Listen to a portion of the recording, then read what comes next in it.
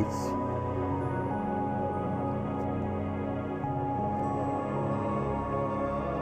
बुखार तो बहुत मामूली है, लेकिन इसे सदमा बहुत गहरा पहुंचा है। ऐसी क्या बात होगी? बुखार का इलाज आप कीजिए, सदमे का इलाज मैं करूंगा। ओके, देखिए मैं कुछ दवाइयां लिखकर दे रहा हूं, आप इन्हें मंगा लीजिएगा। Thank you doctor. देखिए,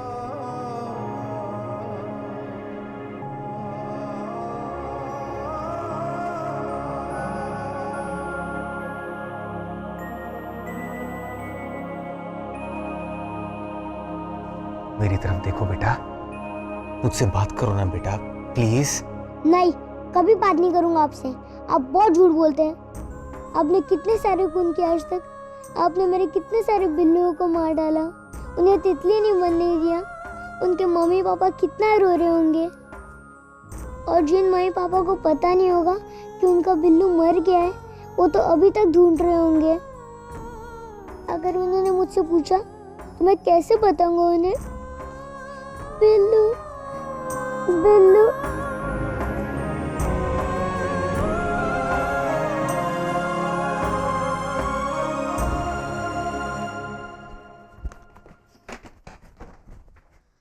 मम्मी, हम नहीं जाते हैं ना ये घर छोड़ के। नहीं बेटा, तुमने देव को सच्चाई बताकर जो गलती की है, उसके बाद तो इस घर में पूनम, आदित्य के फैसले का इंतजार तो करो। No Brijesh, no.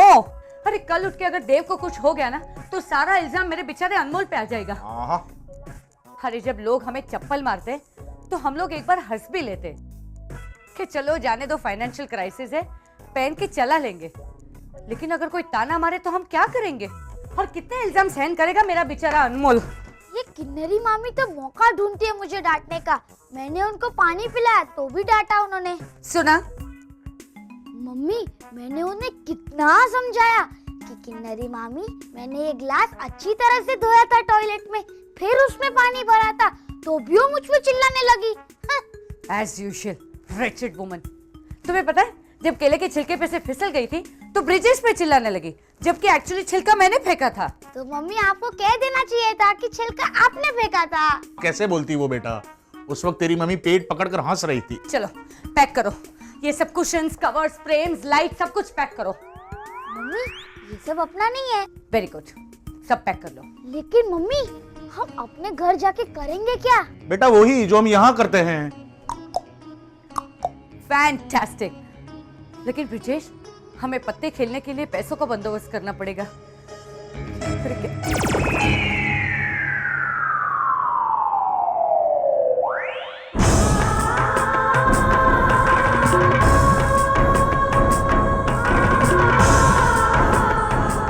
जरूरत पड़े तो मंगलसूत्र गिरवी रखना। हम? No no no no. फिक्र मत करो, किन्नरी का है। चलो अनमोल। पूनम दीदी, आप लोगों को कहीं जाने की कोई जरूरत नहीं। नहीं दिव्या, प्लीज। खामखा आदित्य सारा गुस्सा हम पर। कोई कुछ नहीं कहेगा। आदित्य पहले से ही बहुत मुसीबत में है, उसके लिए मुसीबत और मत बढ़ाइए प्लीज। प्लीज मत जाइए। ओके।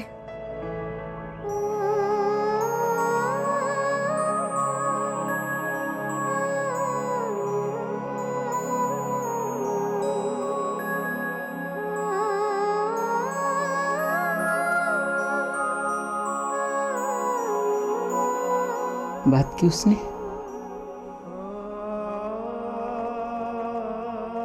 मेरी तरफ देख भी नहीं रहा है वो। उसका गुस्सा शांत होने दो, हम सब मिलकर उसे समझाएंगे, वो समझ जाएगा। नहीं जानकी मौसी, इसे समझाना बहुत मुश्किल है।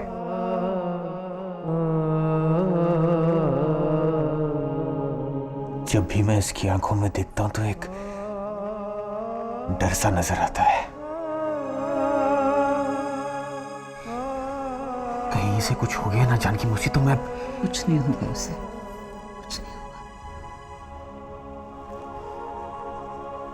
देव, मुझे किसी से बात नहीं करनी है।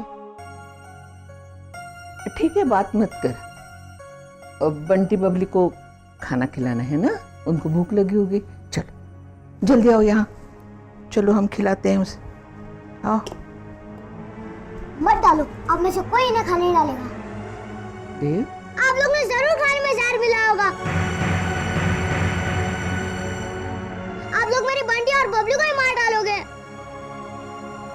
हम ऐसा क्यों करेंगे? क्योंकि आप सबने मुझसे झूठ बोला था। आपने मेरे बहुत सारे बिल्लू को मारने में पापा का साथ दिया था। आप सब झूठे हैं। देव, देव बेटा, क्या तो मुझसे बात ना करें। ये अच्छे पापा भी नहीं है और हरिश्चंद्र भी नहीं है। आप लोग सब जाइए यहाँ से। ये अच्छे पापा भी नहीं है और हरिश्चंद्र भी नहीं है। आज से अपने फ्रेंड की देखभाल मैं खुद करूँगा।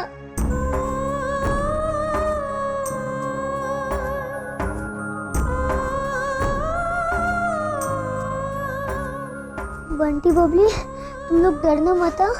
मैं तुम लोगों को मरने नहीं दूंगा।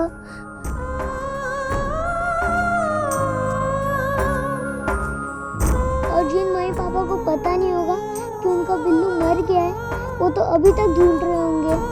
जाने कैसे टूटा आंखों का तारा, हमसे तो जैसे रूठा बचपन हमारा। देव, आप कब्रिस्तान में क्या कर रहे हैं? कब्रिस्तान? हाँ, ये कब्रिस्तान ही तो है।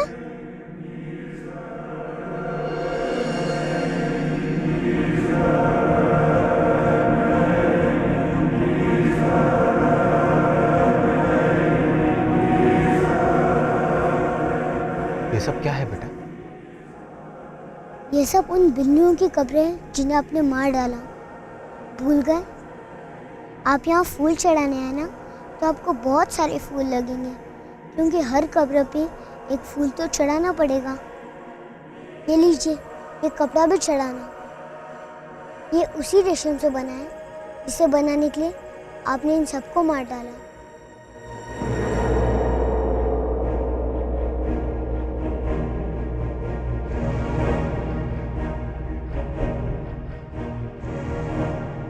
यहाँ आइए।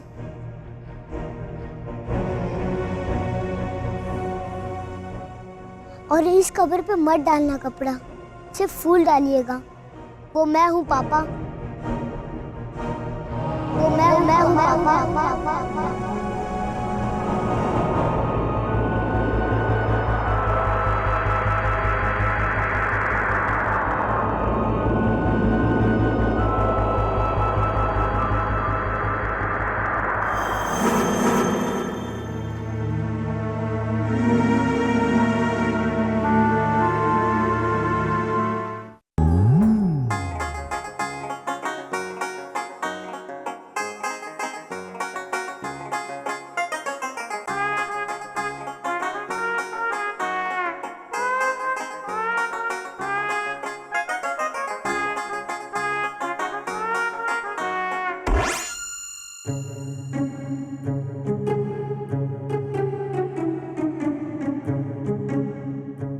शराब की बोतल में शराब भर दी है किसी ने। किन्नरी भी गड़बड़ करने में एक्सपर्ट है। बीच में अच्छा काम कर रही थी वो, मेरी सारी शराब की बोतलों में पानी भर रही थी। आज भूल गई। बहुत प्यास लगी, पी लूं।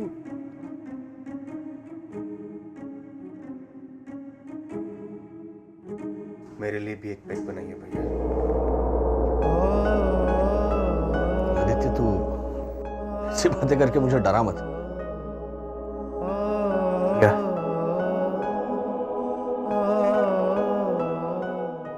डर तो मुझे लग रहा है भैया।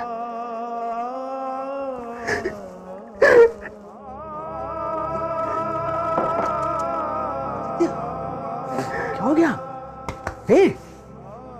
ऐसे मर जाऊंगा भैया, मर जाऊंगा ऐसे। मेरा बच्चा मुझसे बात नहीं करता। देव मेरी तरफ देखता भी नहीं भैया। कुछ कीजिए ना भैया, कुछ कीजिए ना आप। देखो आदि, अगर तुम देव को रिझाना चाहते हो तो सबसे पहले उसकी नाराजगी की वजह दूर करो। बंद कर दो रेशम बनाना। यकीन मानो भैया, मैं वही करने वाला था। मैं जानता हूं, जब तुमने कहा कि फाइनेंशियल क्राइसिस आ सकती है, तभी मुझे अंदाजा आ गया था। पर इससे पहले मैं कुछ करूं, उसे सच्चाई का पता चल गया था भैया। फिर भी आदि, तुम्हारे पास ये एक ही हल है। अगर तुम देव का विश्वास फिर से पाना चाहते हो, उसे खुश देखना चाहते हो,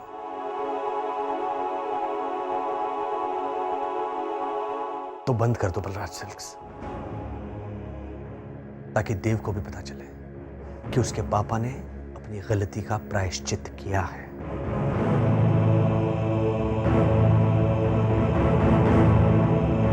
क्या है ना आदि, कभी कभी जीने के लिए सिर्फ पैसा कमाना ही जरूरी नहीं होता। जीने की वजह बहुत मायने रखती है।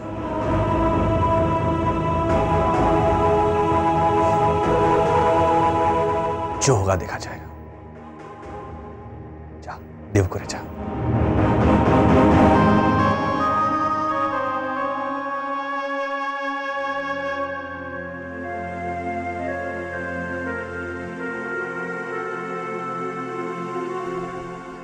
आदित्य, देव का बुखार नहीं उतर रहा है, बढ़ता ही जा रहा है। मेरा कसूर है, मेरा ही कसूर है आदित्य। ऐसा नहीं है दिव्या। है आदित्य, तुम तो पहले ही सिल्क मैन्युफैक्चरिंग बंद करने जा रहे थे। मैंने तुम्हें कहा कि ये पागलपन मत करो, लेकिन वो मेरा पागलपन था आदित्य। मेरे देव को बचा लो। मैं उसे समझाऊंगा दिव्या कि हम सिल्क मैन्युफैक्चरिंग बंद कर देंगे। समझाने का वक्त नहीं है आदित्य, अभी बंद कर दो। अब तक मैं तुम्हें कहती थी ना मत करो ऐसा, लेकिन अब मैं कह रही हूं बंद कर दो आदित्य। आज तक न जाने हमने कितने पिल्लुओं को तितली बनने से पहले ही मार डाला। आदित्य, कहते हुए अजीब लगता है, लेकिन मुझे ऐसा लगता है कि हमें इसी का पाप लगा है, इसीलिए आज हमारा बेटा इस हालत में है। कुछ नहीं होगा हमारे देव को, कुछ नहीं होगा। मैंने भगवान से मन्नत मांगी है आदित्य, आज के बाद हमारी वजह से कोई पिल्लू नहीं मरेगा। बस मेरा देव मुझे वापस मिल जाए, मेरा हंसता हुआ देव। तुम सिल्क मैन्युफैक्चरिंग बंद कर दो आदित्य, बंद कर दो। वो तो मैंने कर भी दिया दिव्या।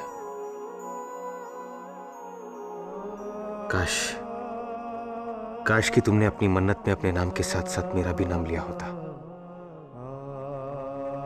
हम अभी और इसी वक्त अपने बेटे को यह एहसास दिलाएंगे दिव्या कि आज के बाद हमारी वजह से उसका कोई बिल्लू नहीं मरेगा। हम कीड़ों को मारकर कभी सिल्क नहीं बनाएंगे, कभी नहीं। कोई चांस नहीं है अब। आदित्य वही करेगा जो उसने सोचा है। पापा प्लीज, आप हंसना बंद कीजिए और चुपचाप खाना खाइए। आदित्य का गुस्सा मुझ पे क्यों उतार रही हो? मैंने तो तुम्हें पहले ही वॉर्न किया था, पर तुम्हें बहुत कॉन्फिडेंस था ना अपने आप पे। क्या कहते थे तुम? मैं बलराज सिल्क्स बंद नहीं होने दूंगी। क्या करोगी अब? पापा प्लीज, अब ताने मारना बंद कीजिए। नहीं करूंगा, बेटी हो मेरी। अगर समझाने से नहीं तो ताने मार के ही सही, पर तुम्हारी आंखें खोलना मेरा फर्ज है। कितनी बार कहा है कि उस आदित्य के पीछे जिंदगी बर्बाद मत करो, पर तुम। पापा प्लीज, ये मेरी जिंदगी है, मैं जैसे चाहूं वैसे जी लूंगी। आदित्य सर के साथ मेरा जो भी रिश्ता है, इसके सहारे मैं अपनी पूरी जिंदगी बिता दूंगी, समझे आप? ये कोई रिश्ता है? रिश्ते के नाम पे तुम ऑफिस जाती हो, पूरा दिन काम करती हो, शाम को लौट आती हो, इसे तुम रिश्ता कहती हो? तो संभल जाओ बेटे, क्योंकि कुछ दिनों में तुम्हारा ये बहुत कुछ तुमसे छीनने वाला है। क्योंकि जब बिजनेस ही नहीं रहेगा तो ये रिश्ता भी नहीं रहेगा, सब खत्म हो जाएगा, देखना सब।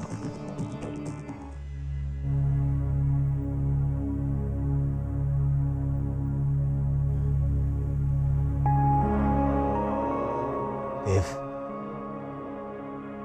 मेरी तरफ देखो देव। मैं मानता हूं मैंने गलती की है, लेकिन उसके लिए मुझे इतनी बड़ी सजा मत दो। तुम्हें क्या लगता है तुम्हारे पापा तुमसे बात किए बिना जिंदा रह पाएंगे? मैं प्रायश्चित कर रहा हूं ना बेटा, अभी और इसी वक्त करूंगा। मैं तुमसे प्रॉमिस करता हूं देव, तुम्हारी कसम खाके कहता हूं कि आज के बाद हमारी फैक्ट्री में रेशम का एक भी कीड़ा नहीं मरेगा। मैं रेशम का बिजनेस ही बंद कर दूंगा, और आज तक जितना भी रेशम बना है यहीं अभी तुम्हारी आंखों के सामने से जलाकर खत्म कर दूंगा। I promise you Dev, I promise you.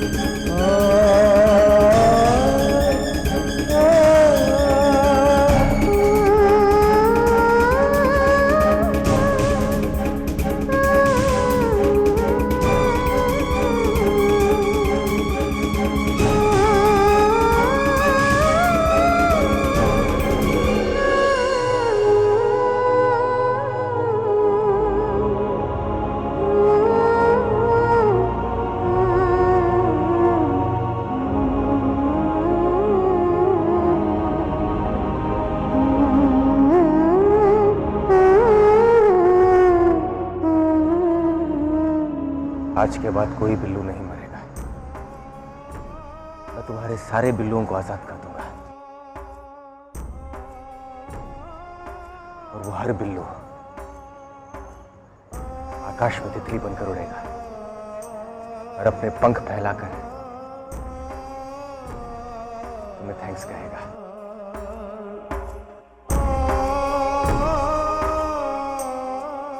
ये मेरा वादा है तुमसे देव, ये मेरा वादा है तुमसे।